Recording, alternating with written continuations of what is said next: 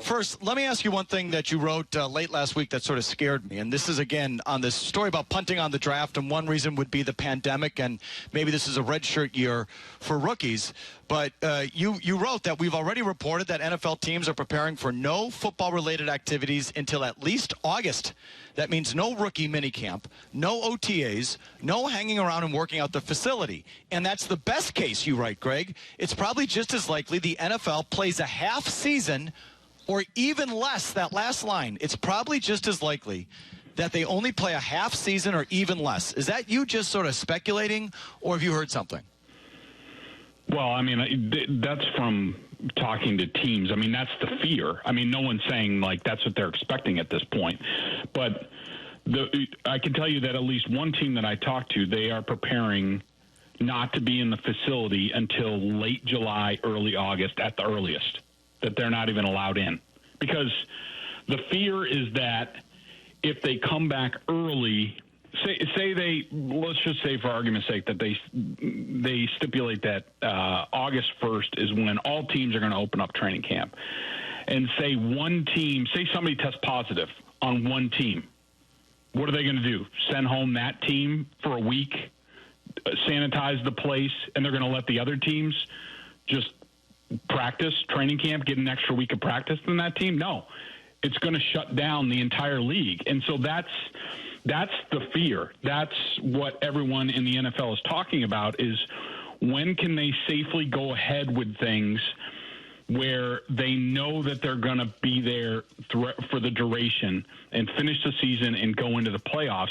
And there's a real fear around the league that they might not start training camp until, say, September 1st or something like that, when it's really safe that they know what to do. But again, everyone's just operating on no one knows anything. But there is a fear, there's a legitimate fear around the league that they could not play a full season this year. Quickly, Greg, do you think they're going to hold off on releasing the schedule? When do you expect that? Yeah, I haven't talked to anybody about that, but I think they are good. Well, I mean, I think they'll push it back. I think they will try to do it probably some point after the draft, because the NFL knows that they're set up with what they've done with free agency, with the draft, and then the schedule release. They're going to put that off as long as possible, but they're going to want to stay in the news, and they don't want it to end with just the draft.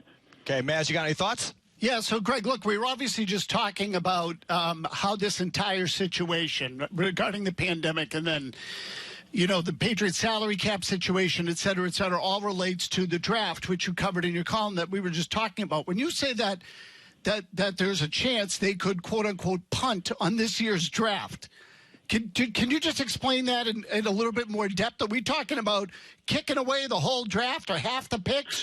No.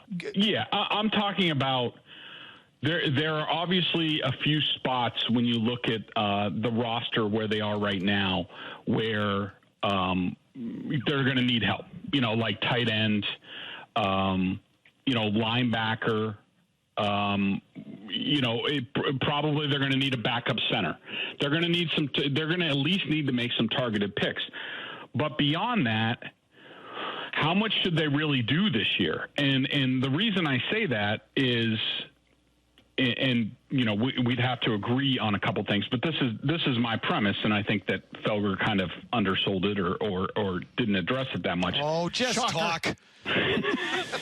talk. Number one, they are trying to win this season. Yes? They're not tanking? Yes, correct. Yes, they're trying to win, Greg. Okay, number two, in normal years, the Patriots don't rely on rookies.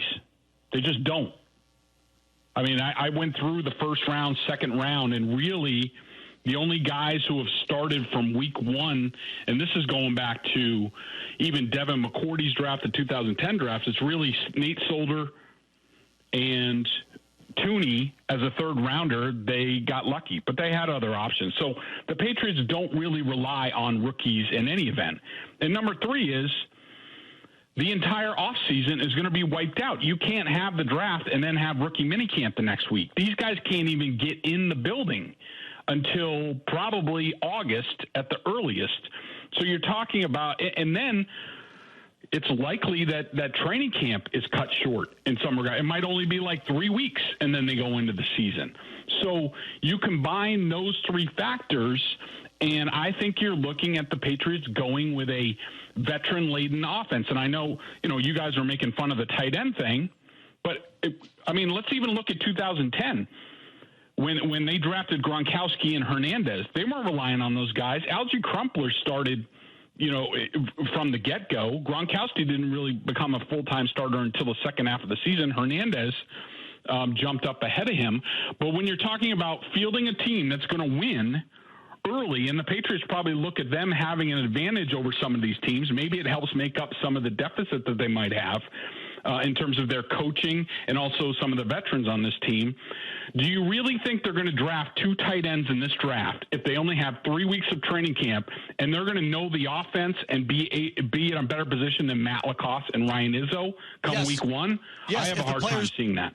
If the players deserve it, Greg, it's all going to be based on if the players are worthy or not. Well, that's true, Mike. But even in a normal year, with all the wind-up, rookie camp, OTAs, all this stuff, rookies don't play on this team. They don't. But Greg, what if there's a tight end they like this year, but they don't like any of the class next year, and so you got to pick the guy that you like, and and then the act of God is the act of God. I mean, what do you do about the coronavirus? But you pick the player that you think can play.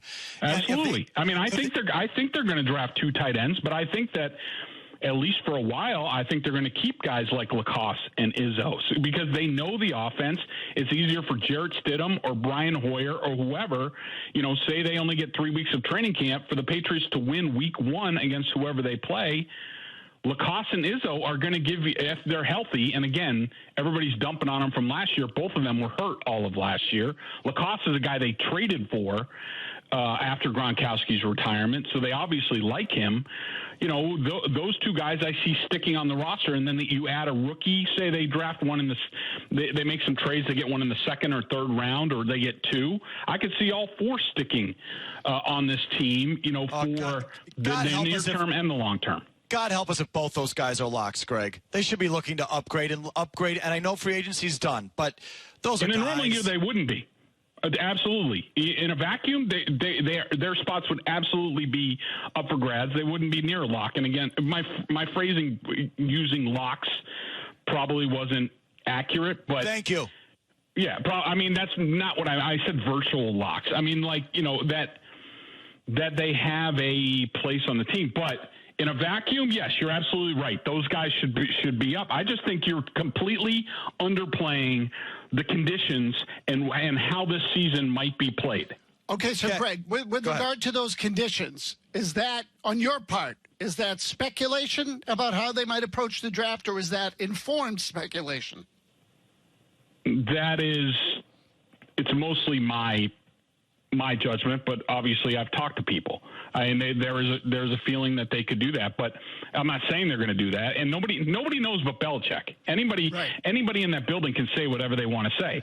But at the end of the day, it only matters what Belichick thinks inside of his head, and he's not telling anybody.